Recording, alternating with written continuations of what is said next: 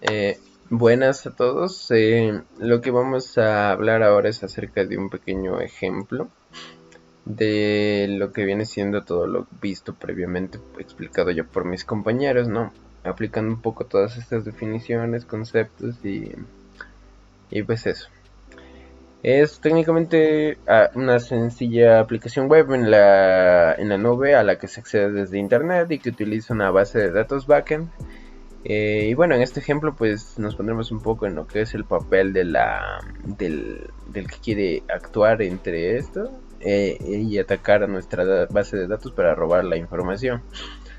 Eh, Veremos que va a tener que pasar por muchas situaciones, muchos bloqueos, muchos protocolos que básicamente harán que esto se vuelva casi imposible de traspasar o lo complicarán bastante al menos.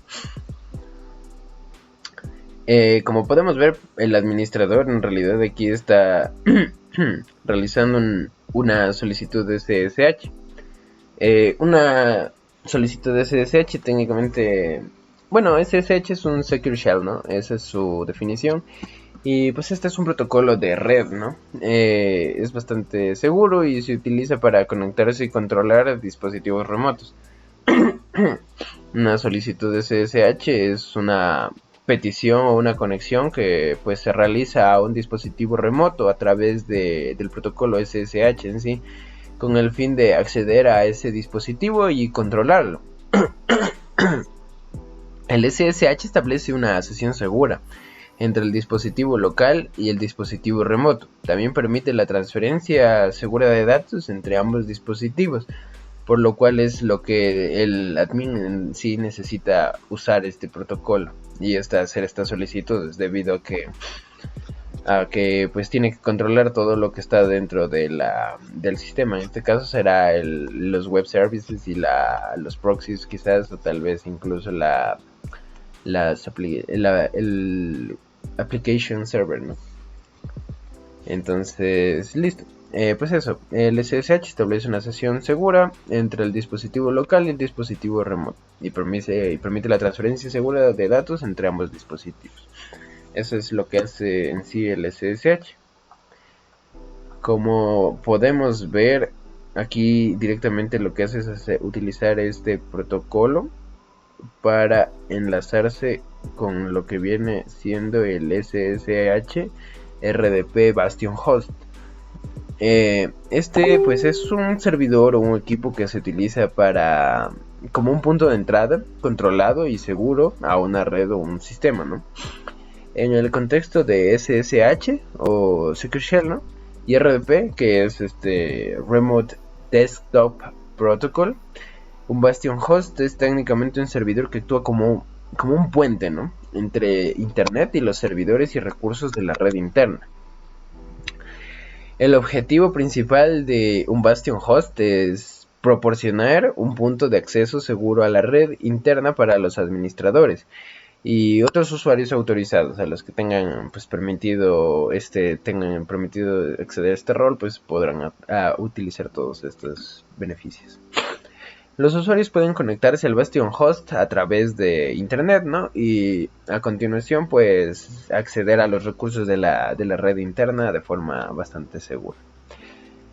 Listo, pues este Bastion Host, SSHRDP, se configura y se gestiona para cumplir con los estándares de seguridad más altos. En realidad es de muy alta calidad estos Bastion Hosts.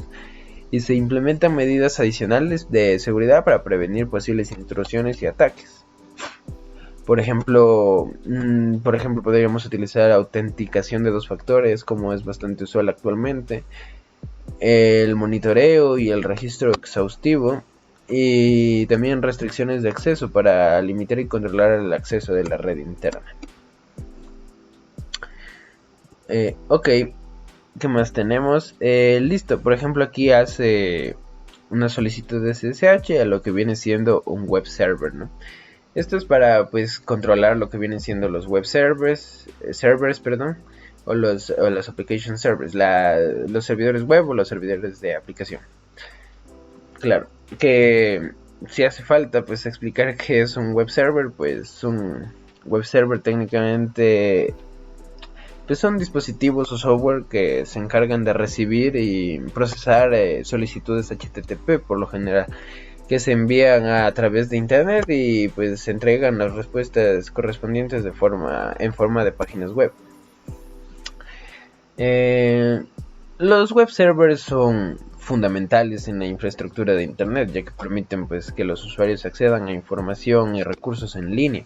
Cuando un usuario ingresa a una dirección URL en su navegador, el navegador envía una solicitud HTTP al web server correspondiente, que pues a su vez con el contenido solicitado, que puede incluir texto, imágenes, videos y otros recursos, incluso multimedia obviamente. Hay muchos tipos de web servers disponibles, pero bueno, eso ya es otro tema. Pero bueno, eso en sí es un web server, ¿no? También los application servers, que son en realidad pues programas de software que se utilizan para ejecutar y gestionar aplicaciones empresariales y también web, ¿no? A diferencia de los web servers, que se encargan principalmente de servir páginas web y recibir y enviar solicitudes HTTP, los application servers proporcionan un entorno de ejecución ya más completo, ¿no? Para aplicaciones más avanzadas, ya que pueden proporcionar una variedad de funciones como el acceso a bases de datos, la gestión de sesiones de usuario, la ejecución en el lado del servidor, seguimiento de errores, gestión de seguridad y entre muchos, ¿no? Estas funciones son esenciales para muchas aplicaciones empresariales y web. Pero bueno, eso en sí es un application server. Como vemos, será de utilidad para acceder a nuestra base de datos, que explicaremos un poco después. Ok, aquí como podemos ver, el user en este caso intenta pues acceder al servidor web, ¿no? Manda, como vimos, los servidores web solo aceptan pues por lo general HTTPs. Así que es la petición que manda esta persona, la cual pasa por un firewall y también un anti-DDoS. El firewall será necesario para pues, identificar que no sea... Ya, esta es la primera barrera que se impone dentro de lo que viene siendo la seguridad de la red. Al implementar este firewall en esta situación, pues bloquea, se podría decir que se permite el bloqueo del tráfico de red basado pues en un conjunto de reglas definidas. El grupo de reglas definidas vendría dentro de lo que es el grupo de seguridad, que ya lo veremos un poco después. El cortafuegos también actúa como un filtro que inspecciona, ¿no?, el tráfico de red y permite que solo el tráfico cumple con estas mismas reglas establecidas. Entonces, pues, por eso mismo es importante el cortafuegos en esta parte. Y el anti-DDoS, significa que será a prueba de los ataques de DDoS en sí. Los ataques de DDoS consisten en como hacer muchas solicitudes a un solo web server, y pues hacerlo caer, ¿no? Listo. Entonces, una vez todo esto pasa de forma correcta, no sin malintencionamiento, pues llegamos a lo que es el web server. El web server en sí tendrá su propia IP tal vez. También aquí, como vemos, dentro ya tiene lo que es el grupo de seguridad. En este caso es de MZ. Un grupo de seguridad técnicamente es un conjunto de reglas, como lo mencionaba. Son reglas de seguridad que se aplican a una o más instancias en sí o dispositivos en una infraestructura de nube o en una red local. Estos grupos de seguridad se utilizan para controlar el tráfico de red que entra y sale de una o más instancias o dispositivos, ¿no? Y pueden ser configurados para permitir o denegar el tráfico basado en un conjunto de criterios como la IP de destino, la IP de origen, el puerto, incluso el protocolo de red. Pues los grupos de seguridad también se utilizan para controlar el acceso a las instancias de la nube, en este caso, y protegerlas de ataques malintencionados. Por ejemplo, un grupo de seguridad puede permitir tráfico HTTPS y SSH desde la red pública, pero a su vez denegar el HTTP o FTP, que son menos seguros. Así que, pues eso. dentro de lo que es los grupos de seguridad. Pero por ejemplo aquí menciona un grupo de seguridad DMZ. El DMZ en sí es como Desmilitarized Zone. En español pues suena desmilitarizada. Y pues es un concepto de seguridad de la información que se utiliza para proteger una red y sus recursos contra posibles amenazas externas. Una DMZ es una subred separada que se coloca entre la red interna y la red externa, o sea, entre el internet y nuestra red, y que se utiliza para alojar servidores y otros dispositivos que están expuestos a internet, como en nuestro caso lo es nuestro web server.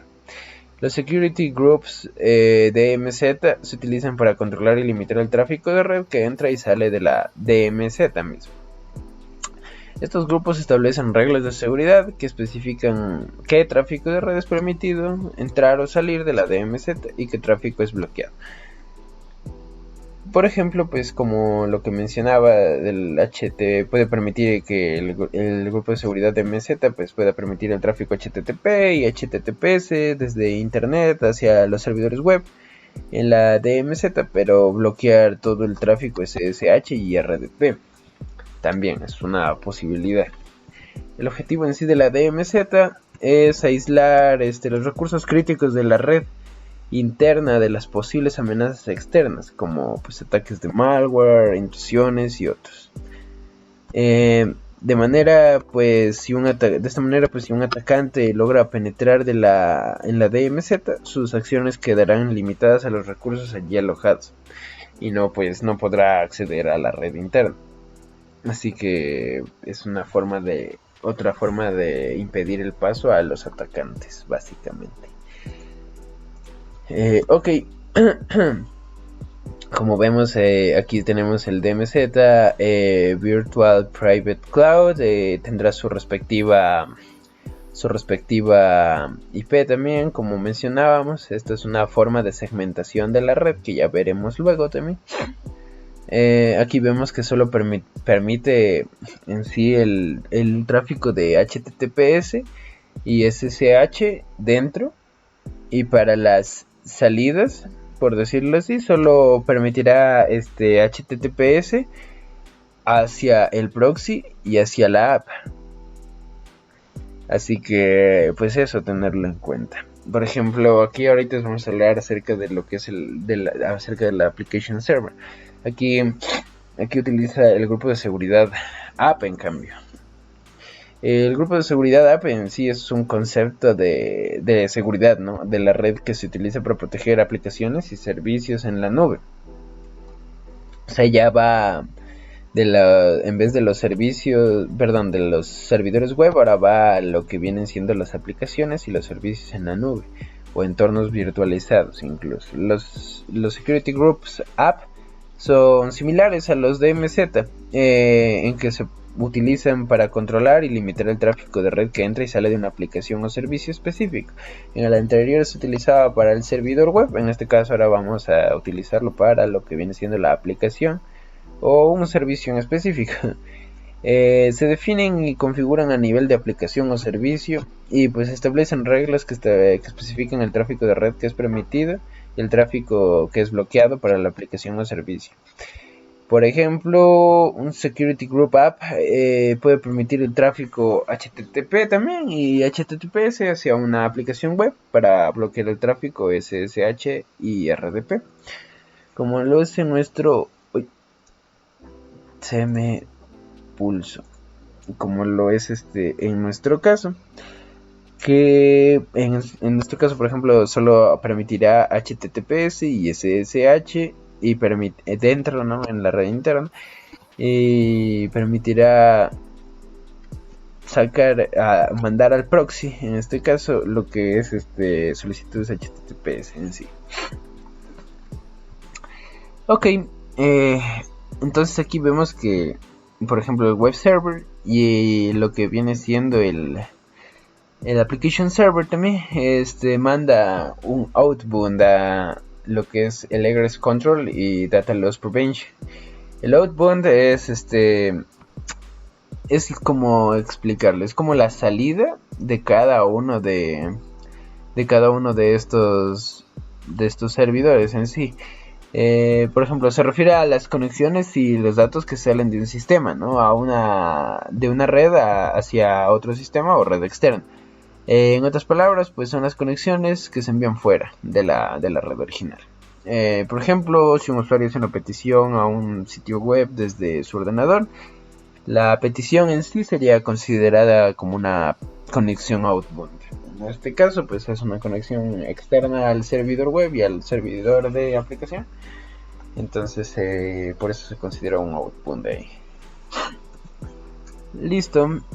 El Egress Control o Proxy y el Data Loss Prevention, aquí como podemos ver también es lo mismo. También tendrá su respectiva IP también, debido a que tiene su propia subnet. Técnicamente esto está segmentado. Y aquí vemos que también de este proxy sale otro outbound, otra salida hacia otra conexión hacia otra red. Listo. Por ejemplo, cierto, el proxy no lo expliqué. Un proxy pues es un servidor intermedio, aunque ya lo explicaron un poco los compañeros anteriores, ¿no? Pero para que quede fresco.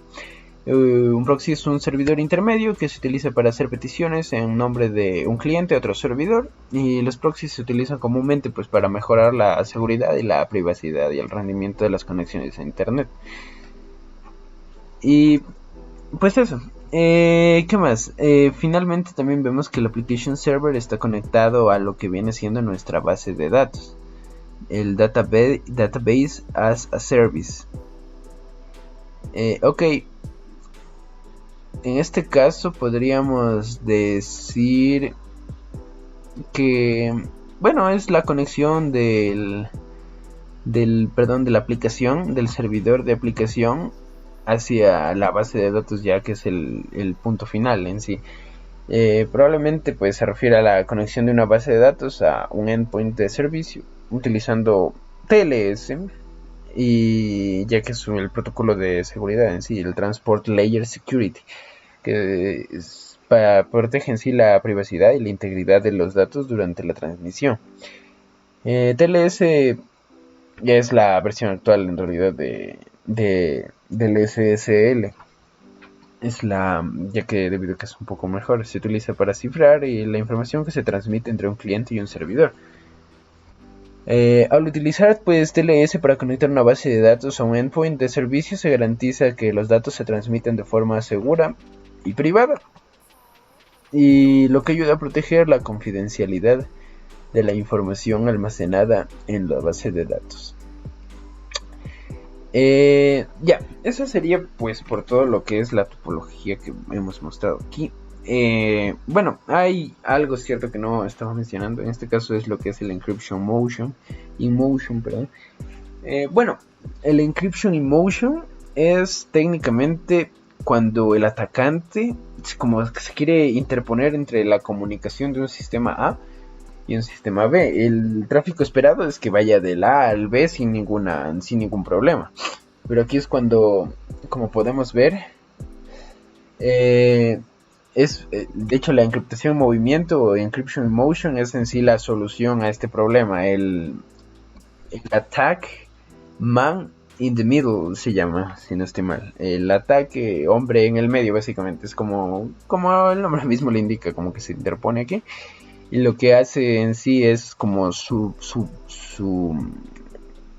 suplantar, ¿no?, la identidad del otro, por decirlo así. Entonces el sistema A es interceptado, ¿no?, por este atacante, el sistema del atacante, y pretenderá ser el sistema B. Y lo mismo, el sistema B pensará que es el A. Entonces de esta forma pues es para que no note esto, y podrá a través de esto robar información o contraseñas, credenciales, este tipo de situaciones. Entonces aquí es muy importante utilizar los protocolos de cifrado que se pueden utilizar para la encriptación en movimiento, como el TLS de hecho, o incluso VPN. Estos protocolos pues aseguran que los datos se cifren antes de ser transmitidos y se descifren después de ser recibidos, lo que garantiza la privacidad y de la información durante la transmisión, para que no te roben la información, te la encriptan y entonces de esa forma ya no podrán robártela. Ok, entonces, bueno, eso ha sido todo por la exposición de nuestro grupo. Muchas gracias por su atención, ingeniero. Aquí tenemos las respectivas bibliografías de donde hemos sacado toda la información. Y pues eso, muchas gracias.